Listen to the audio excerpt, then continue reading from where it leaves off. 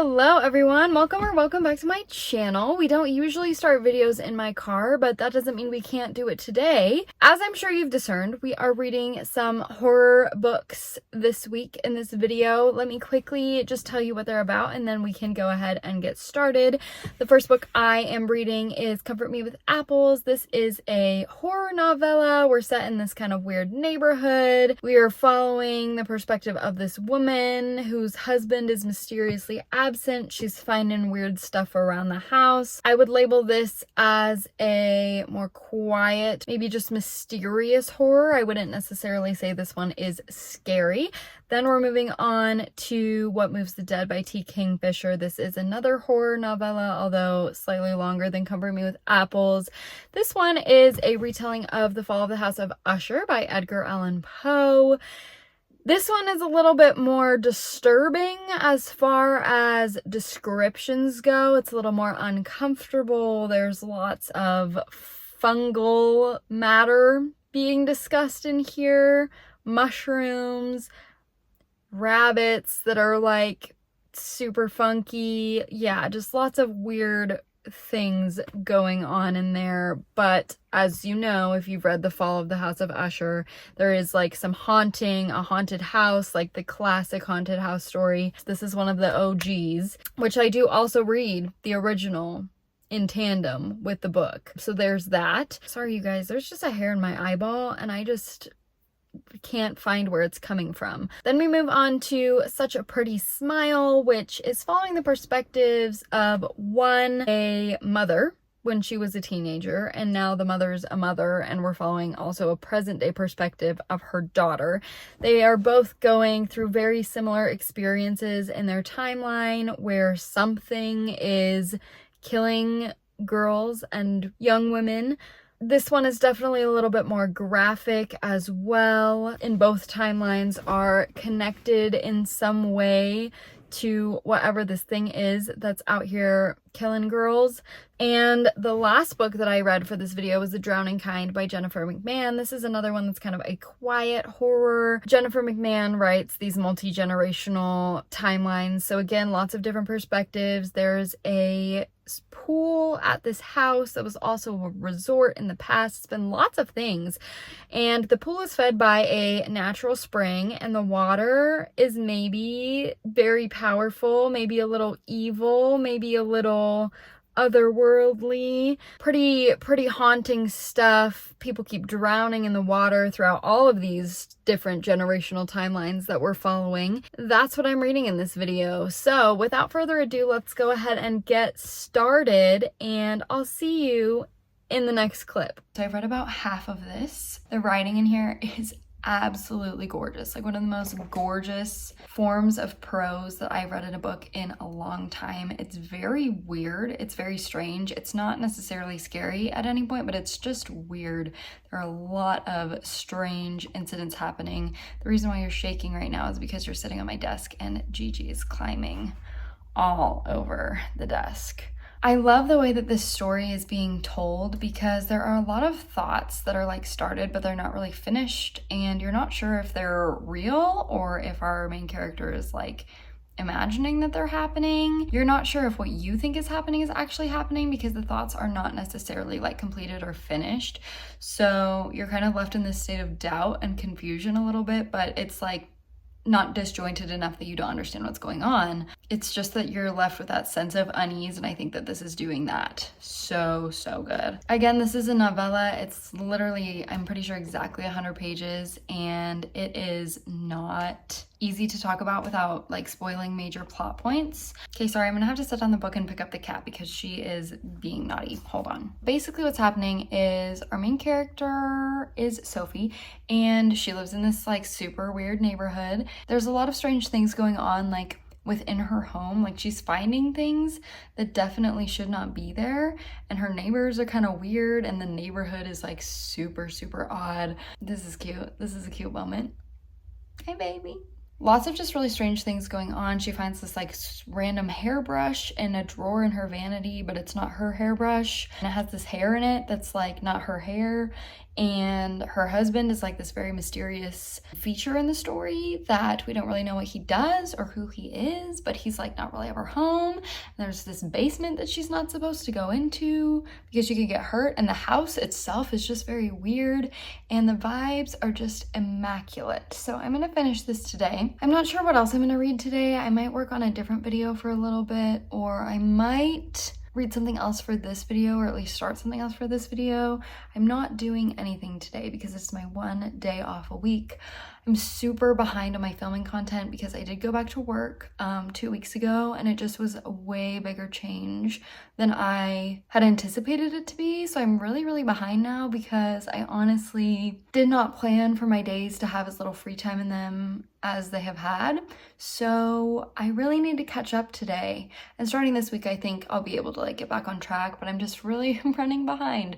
So I need to get myself together. I need to do some editing. I can hold this back up, finish this, read something else either for this video or another video. Yeah, I just don't really have any plans. And also I just need to like catch up around my home. Behind me you can see my like mannequin body on my beanbag.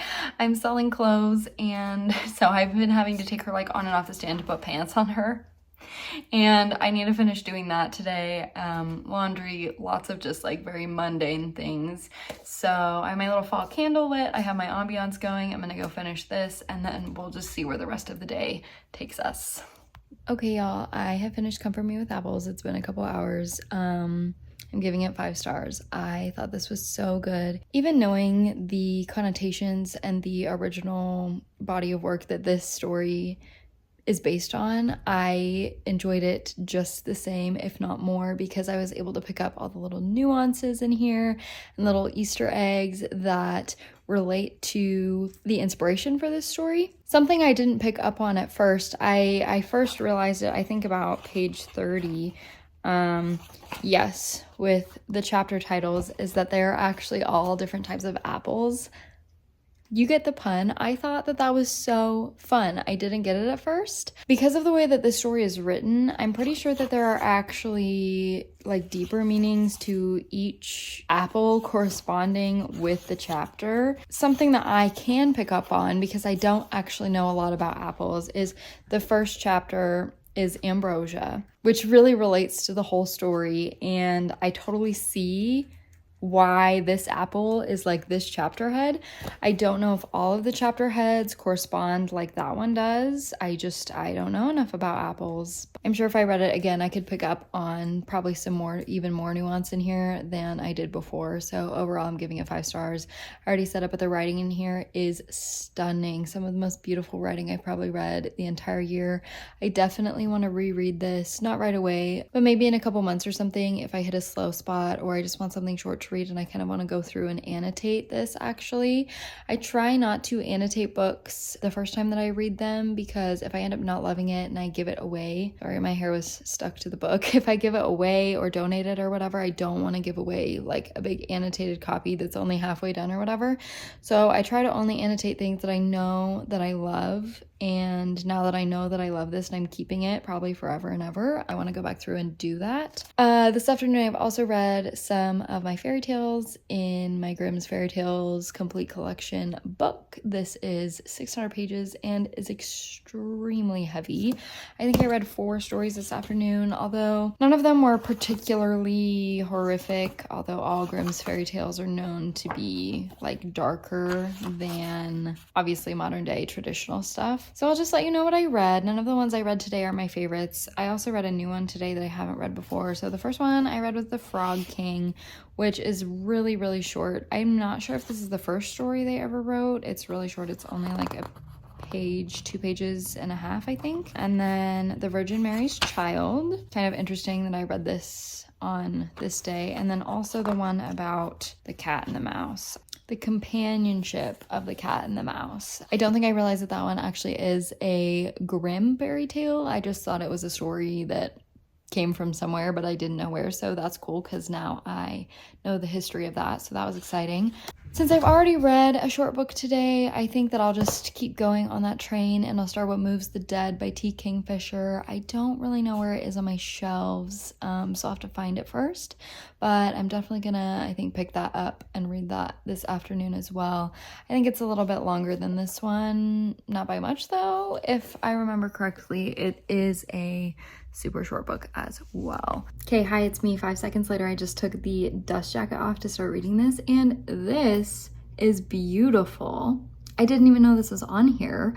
And also the inside illustrations, that's gorgeous. Are there more illustrations in here? I don't know. Okay, there's not. Well, you know, there's just these black pages. Okay, now we're actually gonna read it.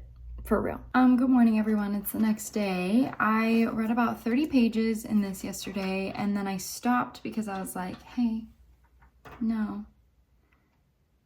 I stopped because I was like, okay, I need to read The Fall of the House of Usher, the original by Edgar Allan Poe, because I was finding a lot of parallels, but I couldn't remember what they were parallel to. So I was like, okay, let me go read that and then I'll come back to this. So I listened to the audiobook of that and then I did not come back to this. Please stop. Today is ending up being a lot busier of a day than I was anticipating. While I appreciate what the story did, I did not appreciate the way that it was executed, if that makes sense. It's just not my vibe. But I've lost the book. I found it. Okay, the first 30 pages of this are absolutely my vibe. I'm really enjoying it. The storytelling is great. It does feel very close to the original so far, but obviously with modern English that's very accessible, although some of the dialogue is still kind of old-timey, so I think that that is really fun. The first page opens with these descriptions of these mushrooms that our main character is encountering on his way to the house to care for his friend who is ill, has written him that she's ill. And the opening scene is like he's off his horse and he's looking at this mushroom that is very fleshy, and the description is just very haunting. So I think that that was an awesome start to the book. I don't really have much else to say about it as I'm only 30 pages in. I don't know when the next time I'll update you will actually be. I'm probably just gonna throw on an audiobook for a different video, or maybe I'll see if I can find one that will fit in this video this morning before I go to work and do things all day. So I'll get back to you when I have something to say. Okay, so I just finished this girly. Actually, I finished her a couple hours ago, but I looked horrendous. So I got ready for the day, and now I'm going to tell you about this. I thought that this was a fantastic retelling because it differed enough from the original story, which also I'm so glad that I reread in light of reading this and completing it. I'm so glad that I stopped to reread that before I finished this. Anyway, it did enough to be its own story, but you can still find all of those like traces of the original, which is something that I love.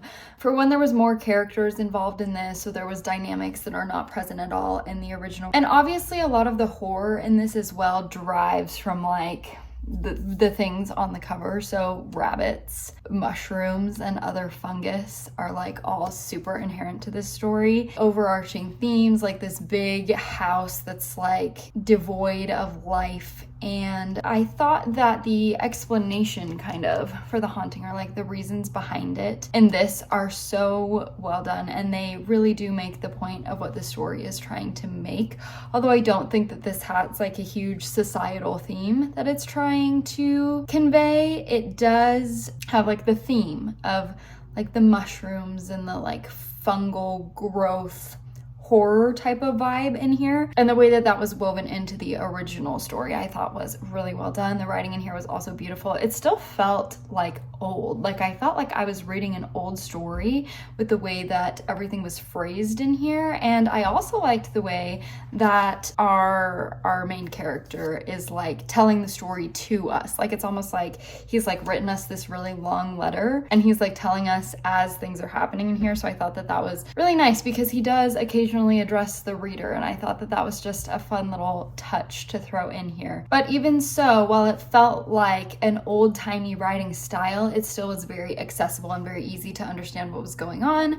And overall, I just really liked this. It wasn't super overtly scary at all times, but it always had this like very haunting air. So well done, T. Kingfisher. I'm gonna give this, I think, 4 stars. I just personally don't think that this book is what makes a perfect book for me, but for what it was trying to do, I think it was perfect.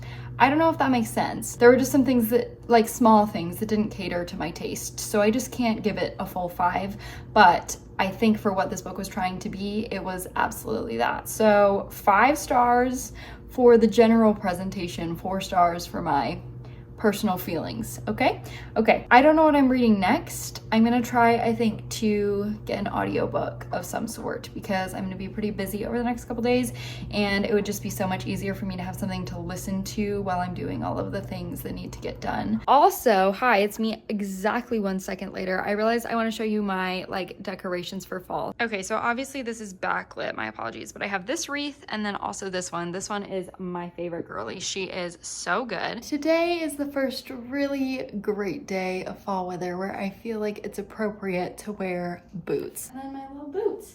I'm really excited about it. I am running lots of errands. I have to take Gigi to the vet, and I'm going to my mom's house right now to grab a table that I'm painting to put my little like lamp. That lamp. It's not really a lamp. But it's it's kind of a lamp. It lights up. I just need a table to put that on so it stops sitting on my floor and looking weird. So I'm also doing that right now.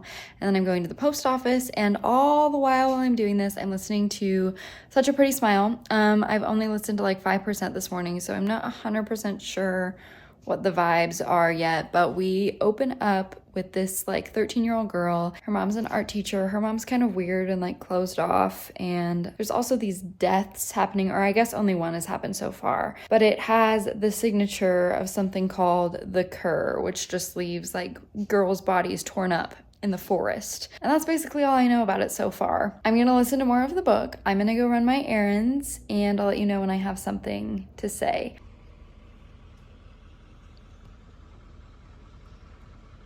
Thank you. Okay, hi everyone. I'm sitting in the parking lot outside work because I'm here a little bit early. I'm about halfway through the audiobook. We are starting to get chapters from the mother's perspective as well as the daughter's perspective that it opens up with. It doesn't alternate every single chapter. It's more like we get like 3 or 4 from the daughter, and then we switch to the mother. And we're finding out that the mom was going through, the mom's name is Caroline. She was going through a really similar kind of situation like 15 years before now, like present day, when the daughter's timeline is set. There's a lot of just like really odd things going on. It's kind of reminding me a little bit of Jackal. I can't remember who the author of that is, but I read Jackal last year, I think. I wasn't a huge fan of it. This is told in kind of a different way though, so I'm vibing with this so far, but it has a similar theme of like bodies being torn apart, dogs being somehow involved.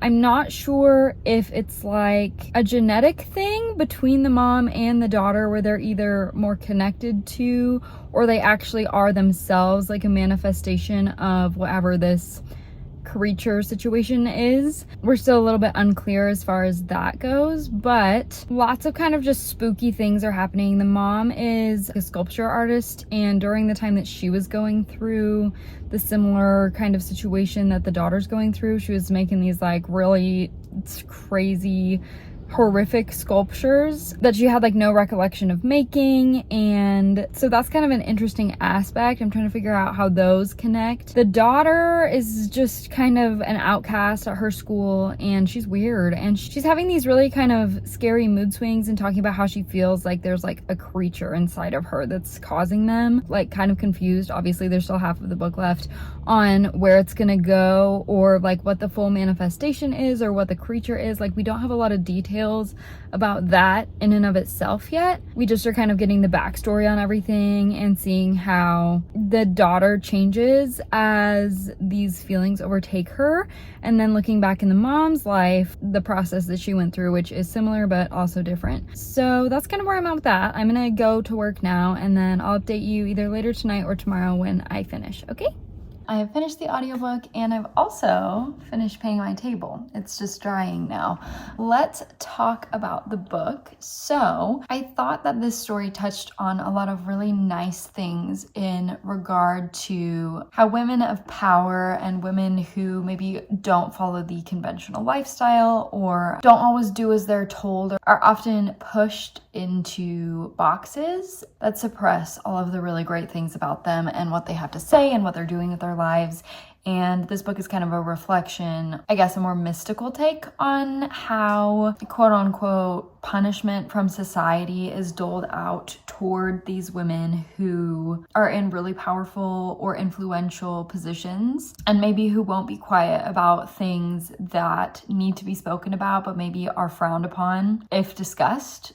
I'm sure lots of things are coming to mind right now. I'm not going to go into all of the layers because that could be a video on its own. I would say about the 75% mark of the story is when we really start understanding what's going on and the historical implications of these like beasts in the story, as well as application to like real life themes, and we really start understanding the roles that each figure in the story is representing as like a societal whole. So I thought that that was really interesting. I think horror is a really interesting genre to reflect on because obviously we see this type of situation in like literary fiction, women's fiction all the time, but horror can always do something with a little bit of like mystical spice that like a literary fiction can't. So I really appreciate the themes that we talked about in here, and I thought that there was, just a great representation that became pretty visible the more that I got through the story. And so I really enjoyed that. Overall, I felt like this book was a little bit long. Like I felt like some of it could have been trimmed out, but it was an enjoyable read overall. I think I'm going to give it like a 3.5 stars. It's definitely not something that I would feel the need to read again, but it was something super interesting. I'm trying to think back to Jackal, which I mentioned earlier in the last clip, and how I draw some parallels between this, although I don't exactly remember like the overarching themes of Jackal, but I think it was about repression. I'm just not sure in what circumstance. I did not like that book, but I did like this one. So I'm thinking maybe if you liked the like horrifying aspects of Jackal, but you weren't really a huge fan of the storytelling in that one, or maybe it just felt a little too all over the place. I felt like this one was a little bit more direct. Obviously it took a while for me to figure out what was going on, but it wasn't taking away my enjoyment of the story.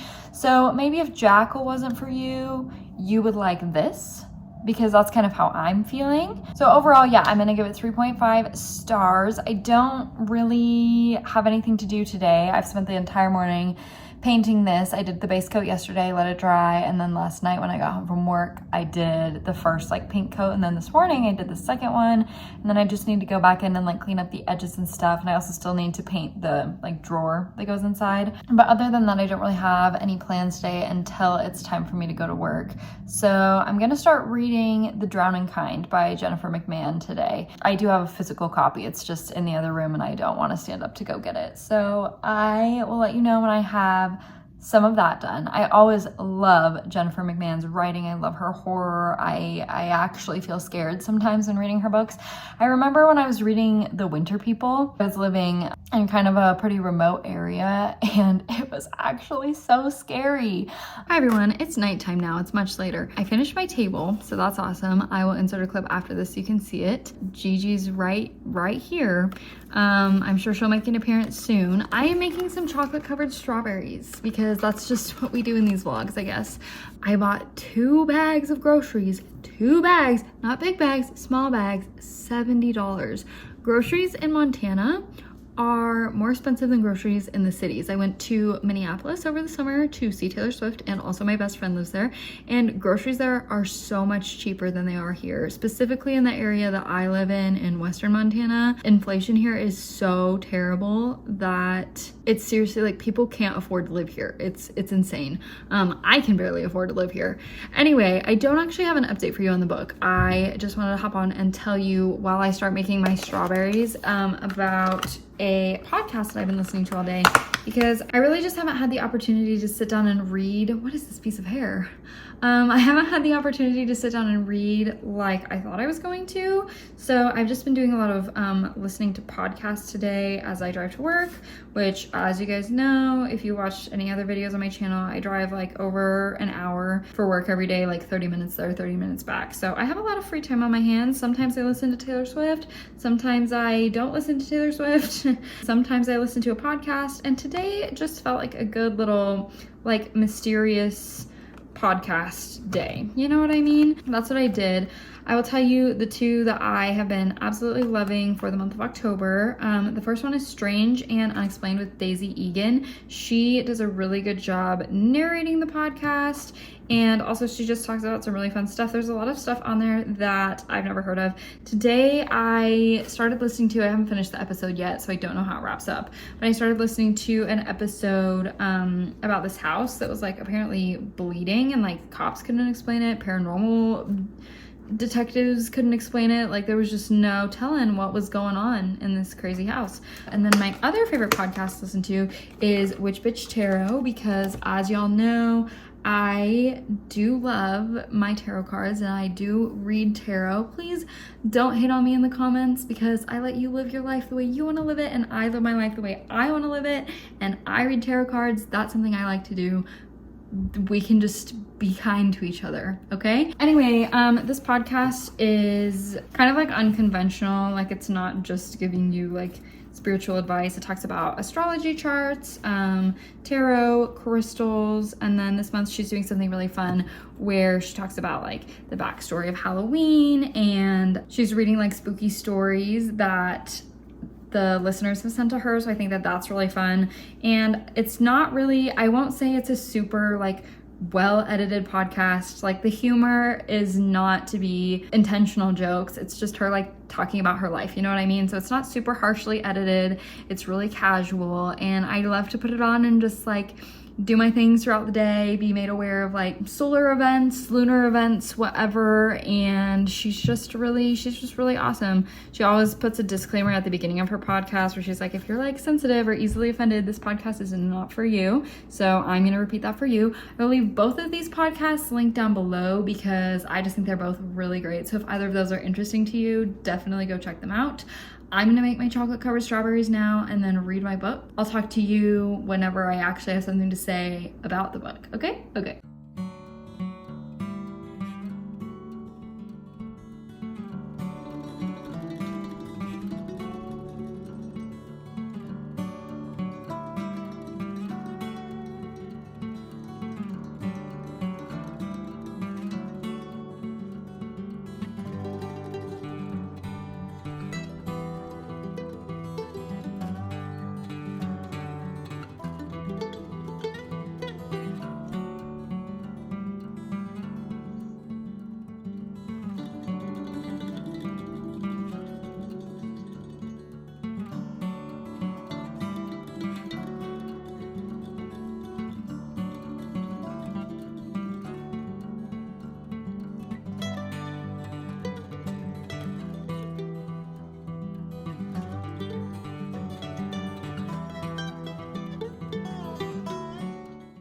Hi everyone, I'm getting ready for work, so I'm going to be doing my hair and a little bit of makeup, but I am halfway through this now.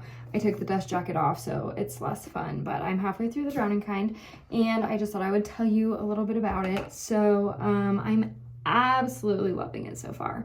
The writing is just absolutely immaculate in here. I am obsessed. Jennifer McMahon has this way with words that makes everything so haunting. Like, it's not slasher scary, it's not anything like that. It's just so almost dreamlike, I guess. And it's really, really fun to read. So we are set in multiple timelines, traditional Jennifer McMahon, right? Multiple timelines. So we have our main character Jax and her sister Lex as like little kids. That's the like first perspective we get. The second perspective is Jax and Lex, who is now dead, drowned in this swimming pool at their grandmother's house. I just realized that you can see my sink. That's so annoying. Let me adjust you a touch. And so obviously that's like the main plot point of the story, is we're trying to figure out like what actually killed Lex, right? So Jax is back at her grandmother's house. And then we're also set in the 20s, obviously the 1920s, with this woman and her perspective who like visits the property that the grandmother's house is on back when it was like a resort, not a house. Do you see that? Do you see what I just did? Do you see that? Awful. I got a Q-tip. There's this natural spring that flows into a swimming pool.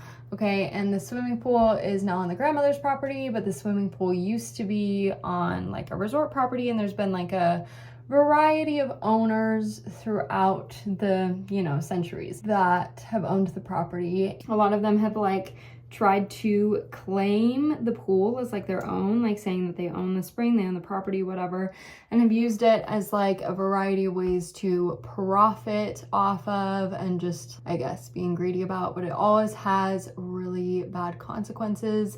And the waters of the spring itself give but also take. So it's said that like a wish can be granted by like telling the water what you want, but the water will also take something from you if it decides to grant that wish. And Lex was kind of starting to piece together the history of the spring, and then she ended up drowned. So obviously there's some horrific otherworldly presence that inhabits the waters of this swimming pool filled by the spring that just appears to be bottomless. Jax comes. Lex is the one that figures all that out. Jax comes upon her sister's death. She like wished to inherit the house, but when her grandmother died, she gave it to Lex. So now Jax is coming to figure out what happened to her sister, and she's starting to like piece together all of these things that have happened over the years. The writing is so atmospheric. Obviously, I think this always happens when I read Jennifer McMahon books, but I tend to always prefer that historical perspective. She always has one set, whether it's like super old or just like 50 years ago, whatever it is. I tend to always prefer the historical perspective just because I think that the author is so good at articulating historical times in her writing, and they're just so spooky. And yeah, I'm just absolutely obsessed so far. Today in particular, I'm just feeling completely exhausted, and I just don't want to go to work. Like, it's just one of those days where even though I love my job, I just don't want to leave my house. I made my face and my hair look nice, but I'm just wearing like sweats and a sweatshirt and pink fuzzy socks, and I just really don't want to go anywhere, but have to go, have to do that, have to have money so I can live. So anyway, I'm gonna go to work now, and I'll see you when I see you. It is officially time to wrap up this video. I finished the Drowning Kind earlier this morning, and then I had to do a whole bunch of things, so I didn't update you. But now I'm home, and I'm gonna update you. I'm gonna give this 3.5 stars. I think this is actually my least favorite Jennifer McMahon. I loved the historical chapters, and the first half of the book was everything that I thought it should be. But the second half of the book, when there was so much opportunity for like scary things to be happening, I felt like we're not taken advantage of. Like it just didn't get as spooky as I thought it was going to. So that's why I'm giving it a 3.5. This is a very quiet horror. There's no blood. There's really no gore in here. And it comes kind of to a very unsatisfying end as well. At least it was unsatisfying for me. I don't know. I could see how it could be satisfying for other people, but it just didn't do it for me. So 3.5 stars. I would absolutely recommend this if you are just looking to get into horror, like if you haven't read a lot of it and you're looking for a place to start, but you're not too sure and you don't want to be like scared out of your wits. This was great. I think this is the least like scary Jennifer McMahon that I've read. Although all of her horror books are more like soft, quiet, thoughtful horror than I would say you would find with other authors. So she's a great place to start if you're looking to get into it. And I would highly recommend this for brand new horror readers. I think that this author writes the most amazing generational stories, because I don't know if I mentioned this explicitly or not, but in all of the books that I've read by her, our historic chapters are in some way related to our current day chapters, not just through like what's going on in them, but like through actual like blood relations somehow. So it's either like a great grandma or an aunt or a cousin or I don't know, something like that. All of her books have been very generational, and I love that. That's such a vibe, and I just think that she does it so well. But yeah, overall, the only reason that I'm not giving it a higher rating is just because I feel like there were so many opportunities for like scary things to happen that didn't. And this book was more about not knowing the difference between real and fake almost, or like mental delusions versus like what's actually going on. And at times it was even tough for me to kind of figure out, like, is this actually happening, or is this just in the character's mind and she's imagining it, or what? We never really got answers to what was real and what wasn't real. We did kind of solve like the overall mystery, I guess, but not really either. It's really hard to talk about this without spoiling the ending. Thanks so much for watching this video. I so appreciate you guys.